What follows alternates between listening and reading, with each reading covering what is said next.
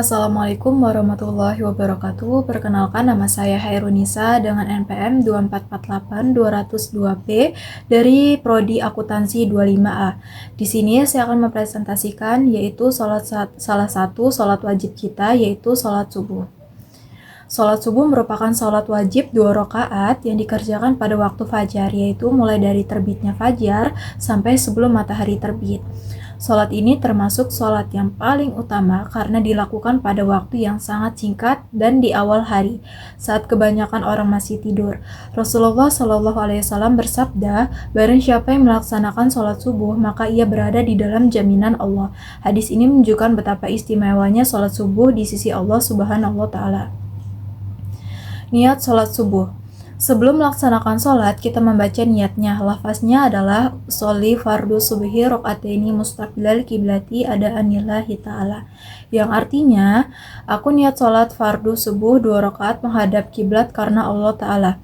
Tata cara sholat subuh. Sholat subuh dilakukan 2 rakaat dan urutannya sama seperti sholat wajib lainnya.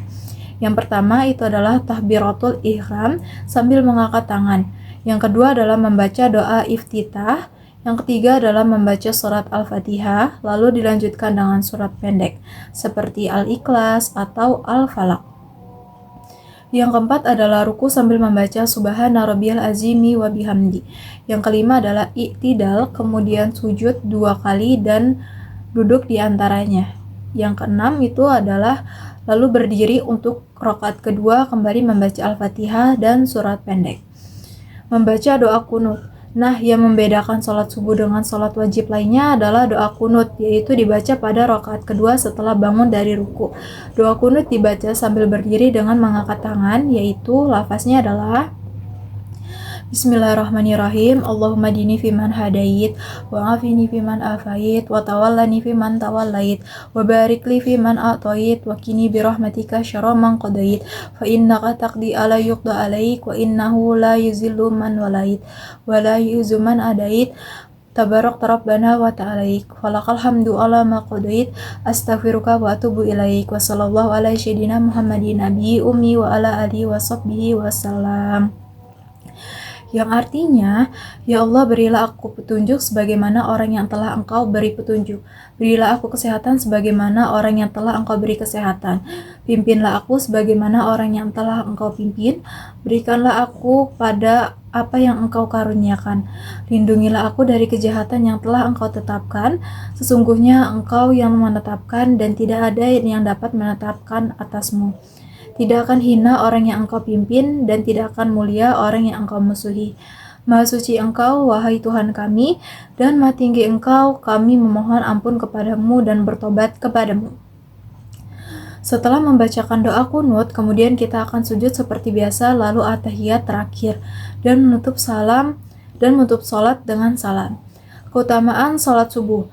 Salat subuh memiliki banyak keutamaan. Pertama, sebagai tanda keimanan seseorang karena melaksanakan salat di waktu yang paling berat. Yang kedua adalah salat subuh dapat mendatangkan ketenangan hati karena dimulai dengan mengingat Allah Subhanahu wa Ta'ala di awal hari. Yang ketiga adalah orang yang menjaga salat subuh dijanjikan masuk surga oleh Allah Subhanahu wa Ta'ala. Rasulullah SAW bersabda, barang siapa yang salat subuh berjamaah, maka ia berada di dalam lindungan Allah Subhanahu wa Ta'ala. Hadis riwayat Muslim.